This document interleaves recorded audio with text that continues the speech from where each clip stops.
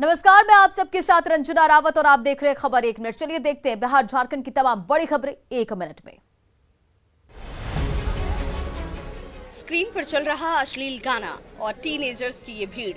ये वीडियो देखकर आपको लग रहा होगा कि कोई महफिल सजी हुई है, पर आपको जानकर आश्चर्य होगा कि यहाँ स्कूल की स्मार्ट क्लासेस चल रही हैं। अब जरा ध्यान से देखिए, ऑडियंस के रूप में बैठे ये बच्चे स्टूडेंट्स हैं और ये क्या, शिक्षक भी बच्चों के साथ गाने का आनंद उठा रहे हैं। ये नजारा है छपरा के एक स्कूल का, जहां बच्चों की अच्छी पढ़ाई के लिए स्मार्ट क्लासेस की सुविधा शुरू की गई थी, लेकिन ये सुविधा अब अपने उद्देश्यों से भटकती नजर आ रही है। दरियापुर में एक सरकारी स्कूल का वीडियो वायरल हो रहा है, जिसमें बच्चे अश्लील भोजपुरी गीत सुनते नजर आ रहे हैं। स्मार्ट क्लास के स्क्रीन पर ये वीडियो जब प्ले हो रहा है तो क्लासरूम में शिक्षक की भी मौजूदगी है।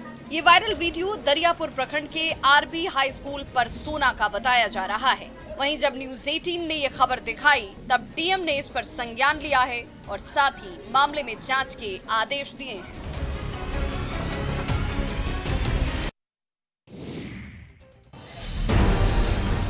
मुजफ्फरपुर में छापेमारी के दौरान घर में घुसकर पुलिस द्वारा महिलाओं की डंडे से पिटाई करने का वीडियो सोशल मीडिया पर वायरल हो रहा है।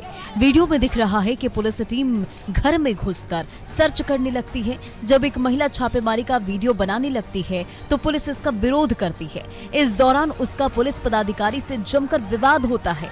विवाद के दौरान एक पुलिसकर्मी महिला को डंडे से पीटने लगता है। इससे चीख पुकार मच जाती है। मामले को लेकर गायघाट के रामनगर की सरिता सिंह ने एसएसपी को आवेदन भी दिया है। महिला ने बताया कि घर के सभी लोग सो रहे थे। इसी दौरान पुलिसकर्मी जबरन घर में घुस गए और सामान इधर उधर फेंकने लगे। यह देखकर उनके बेटे अक्षय ने पूछा कि किस केस में आप लोग यहाँ पर आए हैं। इतना सुनते ही पुलिस पदाधिकारी आग बबूला हो गए और उसकी बेरहमी से पिटाई करने लगे, जिसका वहाँ मौजूद महिलाओं ने विरोध किया तो वे लोग उन लोगों पर डंडे बरसाने लगे।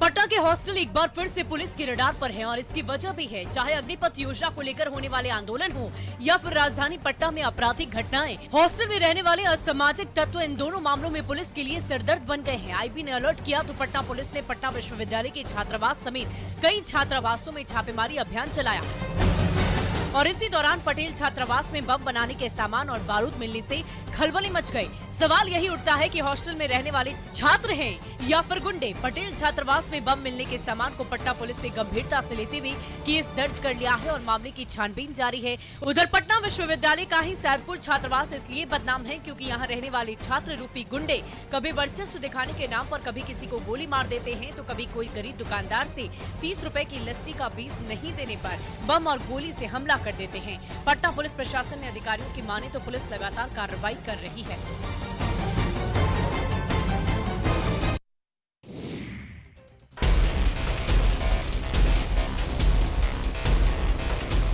प्रदेश पुलिस काफी एक्टिव मोड में नजर आ रही है। शराब माफिया हो या लकड़ी तस्कर, सभी पर कार्रवाई की जा रही है। वहीं इस कड़ी में किशनगंज जिले के रामपुर चेकपोस्ट पर गुप्त सूचना के आधार पर पुलिस ने एक लकड़ी भरे ट्रक को पकड़ा।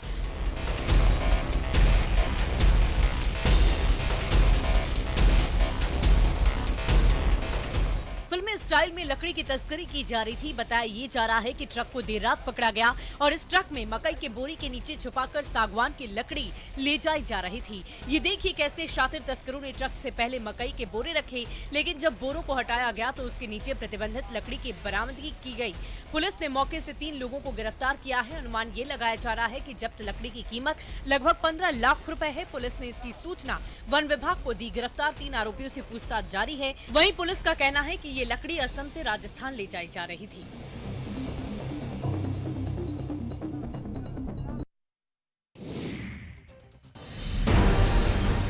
गुमला में ओडिशा के सीमावर्ती रेला हाथू जंगल में पुलिस के साथ इनकाउंटर के बाद 2 अपराधी पकड़े गए थे। उनके पास से AK-47 जैसे घातक हथियार बरामद हुए थे। इसके बाद दोनों अपराधियों की निशानदेही पर ओडिशा पुलिस के साथ काम करते हुए बसिया पुलिस की टीम ने कुम्हारी कापरी गांव में छापेमारी की। इस दौरान बंद पड़े स्कूल भवन के कमरे में छिपा कर रखे गए कारतूस और हथियार जब्त किए गए।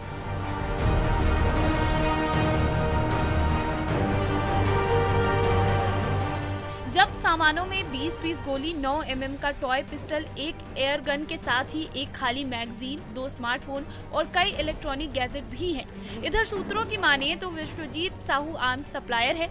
ओडिशा पुलिस का कहना है कि विश्वजीत और उसके साथी टुच्चू इंदवार क्षेत्र में रंगदारी वसूली करने पहुंचे थे। इसी दौरान अपराधियों में मुठभेड़ हो गई। फिलहाल बसिया पुलिस पूरे मामले पर नजर बनाई हुई है और मामले की छानबीन कर रही है।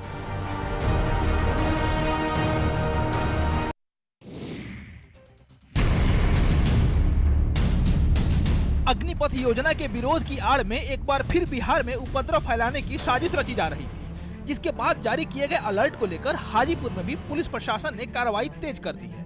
इसी के तहत रेलवे स्टेशन के पास 1 दर्जन से अधिक होटलों में एक साथ छापेमारी की गई, जहां से 2 दर्जन से अधिक लोगों को हिरासत में लिया गया है और देह व्यापार का भी खुलासा हुआ है।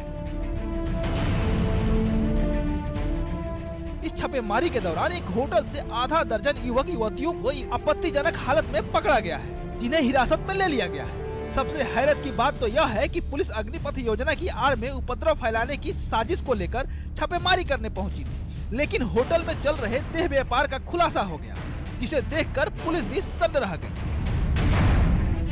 एसडीएम ने कहा है कि शहर के होटलों में चल रहे देह व्यापार के बड़े रैकेट का खुलासा हुआ है, जिससे यह साफ पता चल रहा है कि पैसे के लिए होटल में बड़े पैमाने पर देह व्यापार का धंधा चल रहा है।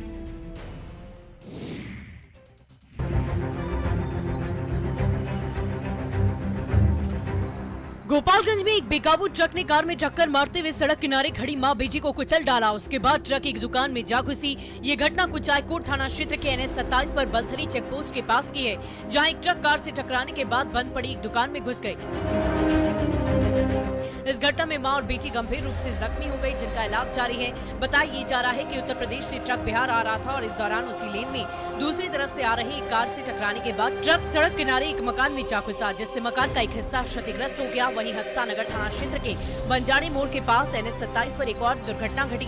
बताया जा रहा है कि नेशनल हाईवे पर एक कार ने खड़ी ट्रक को टक्कर मार दी और इस हादसे में कार सवार एक युवक की मौत हो गई, जबकि 5 लोग गंभीर रूप से जख्मी हो गए। सभी घायलों का इलाज इस वक्त जारी है। मृतक युवक की पहचान जागरण सिंह के रूप में की गई है। ड्राइविंग कर रहे युवक को नींद आ जाने के कारण ये बड़ा हादसा हुआ।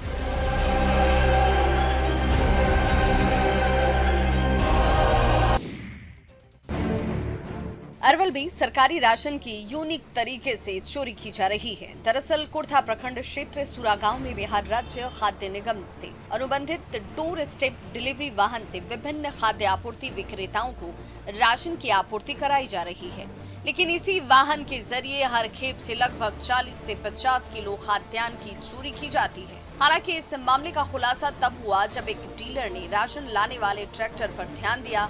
तले के अगले भाग में एक बड़ा सुराख किया गया था। उसके अंदर एक बड़ा बॉक्स बनाया गया, जिसमें लगभग 40 से 50 किलो चावल जमा था। तब डीलर ने इसकी शिकायत अधिकारियों से की। ये देखिए, ट्रैक्टर में एक बड़ा सा सुराख किया गया है, जिसके ठीक नीचे एक बॉक्स बना है। सुराख से चावल गिरकर इस बॉक्स में जमा होता है और इस तरह से हर खेप में लगभग 40 से 50 किलो अनाज की चोरी की जाती है और इसी वाहन से बीते कई महीनों से राशन की आपूर्ति की जा रही है।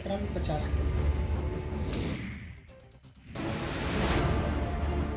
जिले के लोगों पर दोहरी मुसीबत की मार पड़ रही है। एक तो मानसून की बारिश की वजह से नदियां उफान पर हैं, तो दूसरी तरफ प्रशासन की लापरवाही से इनकी परेशानियां और बढ़ गई है। बाढ़ के घुसवरी प्रखंड में बारिश की वजह से डायवर्जन बह गया, जिससे अब त्रिमोहान पंचायत के लोगों को बगदाही नदी को पैदल पार कर अपने गाँव पहुँचना पड़ रहा है। तस्वीरें देखिए, डायवर्जन बहने के बाद कोई वैकल्पिक व्यवस्था नहीं की गई है, जिस कारण लोग पैदल ही नदी पार करने को मजबूर हैं। बगदाहा नदी का जलस्तर बढ़ जाने के बाद ग्रामीणों के आवागमन के लिए बनाया गया डायवर्जन क्षतिग्रस्त हो गया था। ग्रामीणों ने अस्थायी पुलिया की मांग की थी, पर इस ओर ध्यान नहीं दिया गया। लोग पैदल ही नदी पार करने को विवश है। ग्रामीणों ने बताया कि पुरानी पुलिया तोड़ने से पहले ही होने वाले खतरे के बारे में कंस्ट्रक्शन कंपनी को बताया गया था, लेकिन उस समय ग्रामीणों की एक ना सुनी गई और पुलिया को तोड़कर डायवर्जन बना दिया गया। लेकिन पहली बरसात में ही डायवर्जन पानी की धार में बह गया।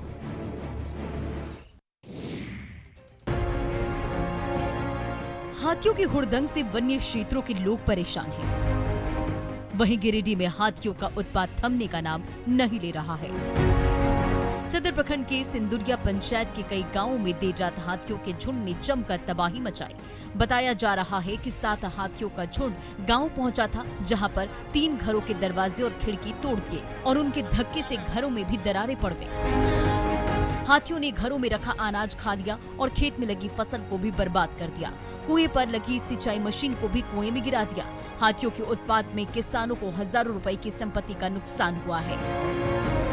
जिले में हाथियों के बढ़ते उत्पात के बाद भी वन विभाग पर लापरवाही के आरोप लग रहे हैं, जिससे लोगों की परेशानी बढ़ती जा रही है। विभाग ने भी हाथियों के आतंक पर लगाम लगाने की कोई ठोस व्यवस्था नहीं की है, जिससे जान माल का नुकसान का खतरा बना हुआ है और ग्रामीणों की परेशानी लगातार बढ़ती जा रही है।